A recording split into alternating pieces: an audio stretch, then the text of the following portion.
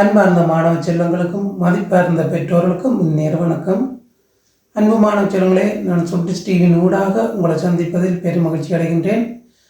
அந்த வகையில் புலமை பரிசில் பரீட்சைக்கு தயாராகும் மாணவர்களுக்கான நுண்ணறிவு வினாக்களில் இது ஒரு வகையான வினா. இது எப்படி செய்ய வேண்டும் என்பதில் உங்களுக்கு நான் அதன் விளக்கம் தருகின்றேன். அந்த மாணவ செல்வங்களே, அண்மை காலமாக உங்களுக்கு பகுதி ஒன்றில் வருகின்ற நுண்ணறிவு வினாக்களில் கடந்த வருடம் 29 பந்தி வினாக்களும் அதற்கு முன் வருடம் 30 பந்தி வினாக்களும் வந்திருக்கின்றது. எனவே நாங்கள் பந்தியில் வருகின்ற வினாக்களை கூடுதலாக கவனம் செலுத்த வேண்டும். அதிகமான பந்தி வினாக்கள் வருவதால் நாங்கள் பந்தி வினாக்களிலும் கூடுதலாக பயிற்சிகள் எடுக்க வேண்டும். அதே போன்று நீங்கள் கடந்த கால வினாத்தாள்களை பார்க்கின்ற போது படக்கேள்விகளும் அதிகமாக வந்திருக்கிறது. கிட்டத்தட்ட 21 கேள்வி 22 படக்கேள்விகள் வந்திருக்கின்றது. நாங்கள் இப்படியான வினாக்களை நாங்கள் சரியாக பயிற்சி செய்வோமானால் நாங்கள் நமது புலமை பரிசில் பரீட்சையின் இலக்குகளை அடையக்கூடியதாக இருக்கும். சரி மாணவர், இன்றைய உங்களுக்கு பந்தி தொடர்பான நுண்ணறிவு வினாவில் வருகின்ற நுண்ணறிவு வினா வரக்கூடிய அளவிலான ஒரு வினா. சரி பாருங்கள். கீழ்வரும் கோலங்கள் தீக்குச்சிகளுக்கு பதிலாக கம்பி துண்டுகளால் இணைக்கப்பட்டுள்ளன.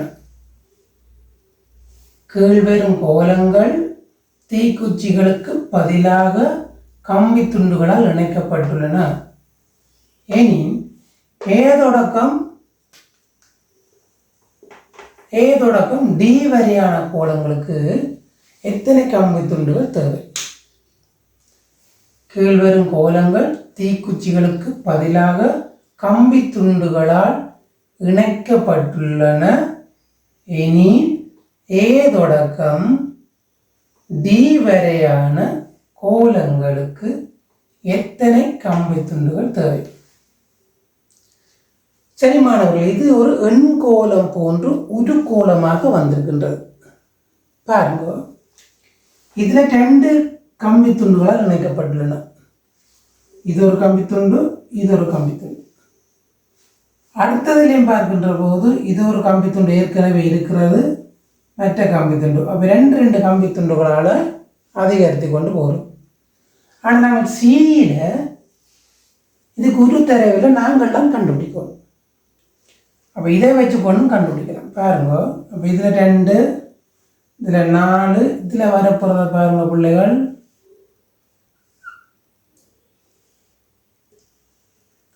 இதில் 6 கம்பி துண்டன. இது நாங்கள் கண்டுபிடிக்கணும்.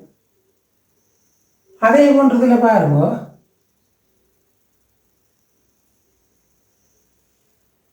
இதில் 2 கிடக்கு. அப்போ 2, இதில் 2 கிடக்கு. அப்போ இத்தனை கம்பி துண்டு இருக்குது பாருங்க. இதில் 2, இதில் 4, இதில் 6, இதில் 8 வரப்போகுது பிள்ளைகள். பாருங்க, 1 2 3 4 5 6 7 8.